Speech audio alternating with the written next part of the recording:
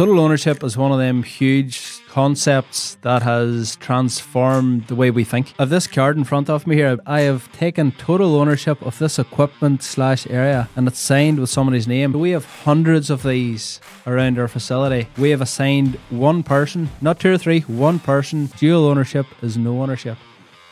Welcome to Lean Made Simple, a podcast for people who want to transform their business and their lives one step at a time. So today we're talking all about this amazing principle known as total ownership. Ryan, why is this so important to you? We've been doing this concept of total ownership for, I think it's like 5 years. And the transformation in our business from then to now is just night and day. And the whole concept came back a few years ago when myself and my two brothers went to meet Sean Quinn, the richest man in Ireland at that time. I think he had a net worth of 6-point-something billion, 5,000 or 6,000 employees. And we were fortunate enough to get a chance to sit down with Sean Quinn. And he said something during that meeting, which we still talk about to this day. He said, dual ownership is no ownership. And he said, if you have two people looking after something, really nobody's looking after it. He gave an example of his lorries. He had hundreds of lorries on the road at that time. And he said, if I have two or three people looking after a lorry, there's really nobody looking after it, So the way he operated his business and the way that we've taken that learning into our business is that one person has ownership of one thing. So total ownership. So is that in any way like connected or different to extreme ownership, that Jocko Willink book that everyone seems to be reading? Yeah, well, actually, I read that book about 5 years ago, and it was Sean Quinn's wisdom in conjunction with the book Extreme Ownership that really got me thinking, right, how can I implement this into our business? And it's a really big, thick book. I think you've read it as well, Matt. And as soon as I finished that book, I was like, how can I translate that message into something really simple that everybody can get? So we come up with something really, really simple. And I've actually got an example right here. I took this from the factory this morning before I came up to the studio. So this card says, I have taken total ownership of this equipment/area. And it's signed with somebody's name. One person has total ownership of the forklift. One person has total ownership of making sure the front entrance at the reception is clean. One person has total ownership of making sure the yard is clean. One person has total ownership of the compressor. One person has total ownership of the canteen. It's not 3 or 4 or 5 or 6, one person. Dual ownership is no ownership. Crazy. So you've taken the wisdom of Sean Quinn, the massive thick book of Jocko, and you've combined it into one little label. Yeah. That's what you do best. You make things so simple. That's why it works, and that's why people get it. So when somebody starts at our company on their induction, they're assigned a total ownership area. So we recognized very early on in our lean journey, our factory, our facility, our office was starting to get into better shape. It was very, very disorganized before. But through all the small continuous improvements and loads of 3S'ing, we noticed the workstations getting to a really good level. But what we also noticed was that there was a lot of forgotten areas, like the compressor room, like the stationery store. All these forgotten areas, they were forgotten about because there was no ownership. So what we done was we went around and assigned total ownership to all them areas. So when people come now for a factory tour, they're like, how do you keep this place so immaculate, so clean, so organized? And the key is these little cards, total ownership. It's really interesting because something that I've noticed visiting other businesses around the world is, let's say their production line or their office will be just 100% best thing in the world. But then you'll go to the toilets and the toilets are naff, or you'll be walking down the hallway and there's a big hole in the wall, or it's like it needs repainted. Yeah. And I remember talking to you recently where it's like, if you're the owner of a business, you have a totally different mentality. You'll pick up the rubbish, you'll fix something that you see. Whereas if you're not the owner, you'll maybe not care about those things. Yeah. What total ownership does is it empowers everyone to be owners of their space. Exactly, yeah. And it's much more than a responsibility. It's not like saying, oh, Madeline has responsibility for the vacuum cleaners. It's Madeline believes that she owns the vacuum cleaners. Madeline is in charge of 23 different vacuum cleaners around the factory. That's why they're all in their place. That's why they're perfectly clean. That's why they're all working. That's why the filters are changed every week or whatever it needs to be. because Madeline has total ownership of the vacuum cleaners. And it sounds a bit silly, like why would you even bother? What's the difference? And the difference is that our entire company runs like clockwork because we've divided the ownership amongst every single person. That's why the forklift's perfect. That's why the canteen looks like brand new. That's why the yard is clean. That's why everything works so well. Total ownership. Yeah. The more I learn about lean and the more I get to know you and your company and the other companies in the lean community, you guys have found ways to basically stop things from falling through the cracks. Yeah. That's kind of what's happening. It's all those wee bits and pieces that can get forgotten about, as you call them, forgotten areas. You now have not only a system, but you have a person who makes sure that doesn't happen. Exactly. So at our morning meeting, if we have an issue, it's nearly always a total ownership issue. So if we say, yeah, we had a defect, we ran out of a certain type of bolt, okay, who's got total ownership of that? Or maybe that's a new area that we haven't assigned ownership to yet. Mm-hmm. So every single problem is a total ownership problem. Yeah. Which is massive if you think of it. Yeah. Every single problem is a total ownership problem. How do you navigate that with blame? Because in my head, it could be very easy for that to turn into a blame culture, which I know is the opposite of what you guys have. So how do you do that dance? One of the quotes that we use a lot is when blame starts, progress stops. And it's really true if you stop and think about it. A really good example is our forklift. You can go to any one of our forklifts and they look brand new. Why do they look brand new? Because one person has total ownership of that forklift. So if I'm using the forklift and I leave it back in the wrong place or I don't leave it the way it should be, Arturus, who has ownership of that forklift, doesn't come after me. He's like, okay, I'm taking it. I'll take ownership. It's my forklift. I probably didn't train you well enough on how to leave it back. I didn't make it clear on what the standard was. I should mark out markers on the floor for exactly where I want the forklift parked when you're finished with it. So I'll take it. I'll take blame. I'll take the ownership. Wow. So it's not, you didn't leave my forklift back. It's, sorry, I have ownership. I didn't train you well enough. Yes. So it's taking ownership and responsibility for other people's actions. It really is. And it comes back to us as leaders. If there's a problem in our business, it's our problem. I haven't made it clear. I haven't provided total clarity on what the outcome needs to be. Therefore, it's my issue. I'm taking ownership of it. I'm not saying you didn't do this and you didn't do that. It's not blame. It's taking those problems on board as a leader and saying, I'll take it. I could have done better. Wow. That is very, very countercultural. I think especially to the Irish context that we find ourselves in. Yeah. And the fact that you guys are rolling that out across your business is crazy. So we've already kind of talked about it on the personal level, right? So there's these labels around the factory. Someone is personally responsible for the forklift. Madeline's personally responsible for the hoovers. What if we go to kind of like the second level then, an organizational level? How does total ownership start to play out on that level? Yep. I think this ties in with another thing that we talk about is total clarity. I believe, this is only my thoughts, but I believe every single person in the organization, especially at a managerial level, should be totally clear on what their responsibility is. So for sales, for example, whose job is it to be in charge of that number? It's very, very obviously the sales director. It's not 2 or 3 or 4 people in our marketing have input in this person and that person. One person. One person should be in control of your sales. One person should be in control of filing your accounts on time. One person should be in control of your brand. Dual ownership is no ownership. And this is why most organizations are kind of stagnant and stale and aren't scaling and aren't moving to the next level because they haven't been totally clear with their people. They haven't assigned total ownership for the outcome. Wow. And this is kind of back to Sean Quinn, and wasn't it his factories? Yeah, exactly. I remember him telling us that each factory, each division, he had one person in charge. Not 2 or 3 or 4 or 5, one person. And they knew exactly where they stood. And they had a number or a target or an outcome to produce. And if they didn't produce that, they knew about it. You know, not on a harsh way, but on a totally clear, total clarity. Because I think people really need total clarity. How would that bleed into something like, you know, the formidable phrase project management? You know, every business's favorite task. Well, this is something that, to be honest, we're getting better at as well, and we need to get better at. And I think every organization and everybody listening to this podcast will struggle with project management. It's one of those things that's every project gets passed around departments, and marketing say, oh, but it's with design, and design say, oh, it's with customer service. And the real key to project management is total ownership. One person should manage that project.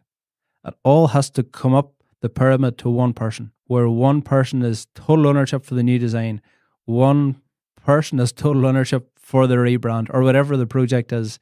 Dual ownership is no ownership. A good example is our newly appointed quality manager. So the quality manager is absolutely clear on what their outcome is. Their outcome is to pass 0 defects to the customer. 0. So total clarity. They have total ownership of achieving that target. Total ownership. Which means if that person is off for the day, they need to be training their replacement. They need to be putting the processes and systems in place so that when they're not there, that task can be carried out at the same level. So total ownership isn't just when you're present day to day at your job. Even when you're away, you're trying to leave that job and systemize it and build in processes. Total ownership is making sure that when you're off on holidays, the next person is so clear and you have trained them. You're still taking ownership even if you're not physically present. You've trained them, you've dialed in the processes, and it all works. That makes a lot of sense, because back to your example of the sales director, the sales director can't blame, oh, well, like these 2 or 3 people are underperforming and that's why I didn't hit my targets. It's like, no. It's like, you haven't trained your people properly, or you haven't motivated them enough to actually hit their targets. So it's still your responsibility. You still have ownership over it. It absolutely is. Yeah. Mad. It all comes back to the person, to the leader. See, whenever it comes to like being the leader of the organization, how can you apply total ownership? Because of course it makes sense if you're the owner, or if you're the leader. Yeah, you own the business. But like, what about in cases where maybe there's a downturn economically, or there's a natural disaster, or government regulation, or COVID happens? It'd be very easy for a business leader to throw the hands up and say, oh, well, it's a lockdown, like I can't meet my targets because blah, blah, blah, blah. Like, what's your take or your approach on that? Yeah, well, I believe we have an obligation as a business owner. I have an obligation to achieve these targets. We have an obligation to serve the customers. We have an obligation. And like, nobody forced me into this. I signed up for this myself. So I am taking total ownership of the outcome. And as a business leader, when people see that I'm taking total ownership, then they start to take total ownership. And what actually happens is that we build a culture of total ownership, which filters through the entire organization. But it all starts with the leader taking total ownership of the direction of the business, taking ownership for a mistake that happened, and absolutely putting their hand up and saying, I'll take this one. I made a mistake. I messed up. I've taken total ownership. And once we as business owners start to talk and act and think like that, that same thinking filters through the entire company. It's crazy. Actually, I'm just thinking about the interview with Alan Weir from Toyota. Yes. And you asked him a really great question around challenges. And he rattled through a couple of things. He goes, well, the earthquake in Japan and the floods here and the supply chain here and COVID this and COVID that. And at the end of it, he says, but you know what? We didn't let that stop us. It's like, we kept going. We pretty much didn't stop production. And it was our responsibility to ensure that. And I was like, bro, this guy is taking total ownership over this business. And if there's one way to rise through an organization, it's take ownership. Alan didn't get to the position where he is by accident. Yeah. He absolutely took ownership at every level and kept getting promoted. Wow. That's a brilliant example, actually. Yeah. Crazy. Yeah. So if we were kind of like to go to like a third level, like a big, massive societal, philosophical level, the question we often like to ask here is, how would the world as we know it change? How would society change? How would Northern Ireland change if this concept of total ownership was really, really applied into every person's life? That's why I think this podcast is going to be one of the most powerful podcasts we've ever done, because every single person can relate to this, and this can be applied straight away 1 hour after listening to the podcast. It's such a powerful, powerful thing. And the next level of total ownership is that we should be taking total ownership for ourselves. We need to take total ownership for our health. We need to take total ownership for our actions.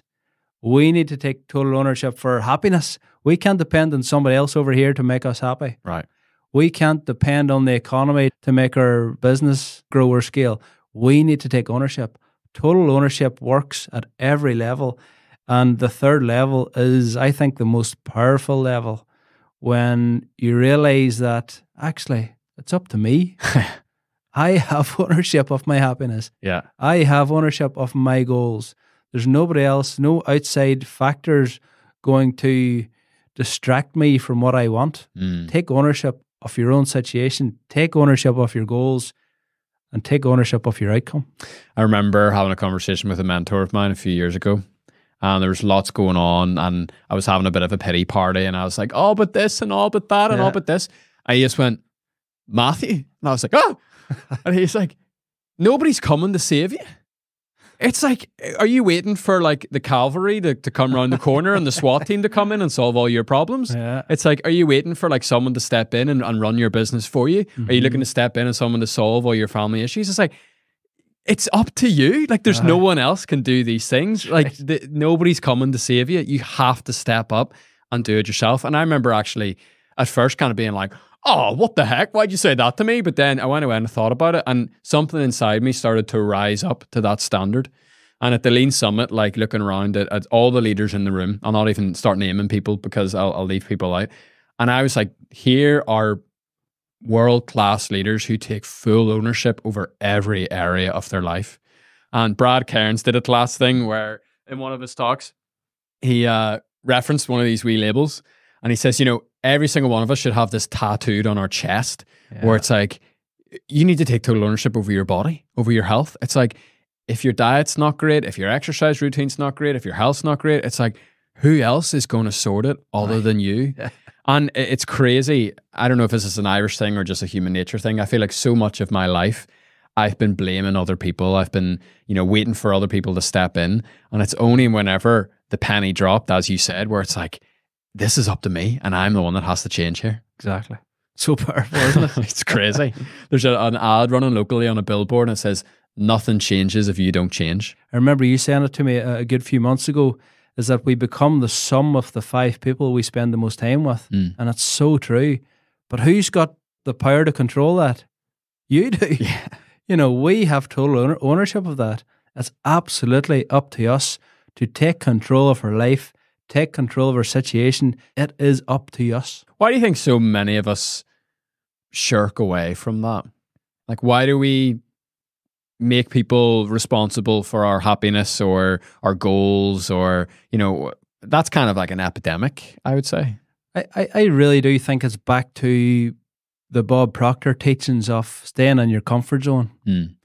It's like the dog, the story about the dog sitting on the thistle, you know. It's bad, but it's not bad enough to do anything about. Right. And a lot of people live in that area of comfort where I'm maybe not happy with the 5 people that I'm surrounded with, but it's easier than doing something about it. I'll just kind of stay the way I am. Yeah. But until people internalize, and I love this word internalize, until people internalize that they absolutely have control of their destiny, they absolutely have control of their life, it's not depending on outside factors. Once they internalize that concept, and hopefully this podcast will help people to do that, they will realize that there's a whole big world out there of opportunity, of potential, of untapped genius that you never thought was even possible. You have the power within you to change. Unbelievable.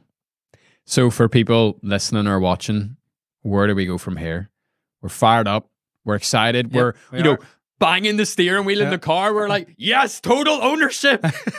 How do people actually start to take action? What's some of the first, few dominoes they could knock over? Yep. It's like all the information we're putting out. It's like all the podcasts. Listen to these podcasts over and over. Listening once probably isn't, it's okay for a bit of inspiration, but I would really recommend 2, 3, 4 times until you're sitting there going, this is crazy. I get this now. I've internalized it. Share this podcast with everybody in your organization. Gather all your people together and play this in front of them all. And start with small incremental steps, and you will develop that culture which filtrates into every single area of the organization. Yeah. And something that I'm continuously inspired by how you and the team leads your business is that people will come maybe to do a welding apprenticeship, and actually it'll totally change their life because they'll start to actually take some of these principles into their day-to-day world, and they themselves will take ownership over their lives and all that sort of stuff. So I actually think as business leaders, we have an amazing opportunity to actually change the culture around us by developing people in the way that we talk about on this podcast. Yeah, we do. Amazing. So one of the really practical ways you could take a first step is Ryan has very kindly agreed to share this graphic with everyone listening or watching to this. And it's funny because these labels are used literally all over the world now, aren't they? They are, yeah. There's companies from all over the world using this same template that we came up with a few years ago. It's funny, it's been translated into a few different languages as well. I've seen on videos on YouTube. And it's because it's such a simple concept that can be applied straight away. I think that's why people are getting on board with this. Yeah. You could even use this in your house. Yeah. Do you know what I mean? Have like total ownership over the dishwasher area, over the kitchen. Or you could do all sorts of stuff. So yeah, there'll be a link in the description of the episode if you would like to get this label completely free. And the other thing we always talk about is just come and see it for yourself. Like book yourself in for a Lean Made Simple tour. Come down and see how these guys use their labels in real life. Talk to the people who actually have ownership over the certain things. See how they've been able to not just stick labels up in a factory, but actually embed this principle across their entire organization. So yes, as always, if you and your team would like to book a Lean Made Simple tour, the link is in the description of this episode. And other than that, Ryan, anything else before we close? Just again, I think we've said it already, but this is so practical and doable. Like all the information we put out, take action. It's okay listening to the stuff, but I absolutely take action. Download the label. It's all for free. Start assigning total ownership and you'll watch your company transform before your eyes. Unbelievable. Ryan, thank you so much for your time today. I really appreciate it. Thank you, Matt. Thanks for listening. Thanks for watching. See you again next time.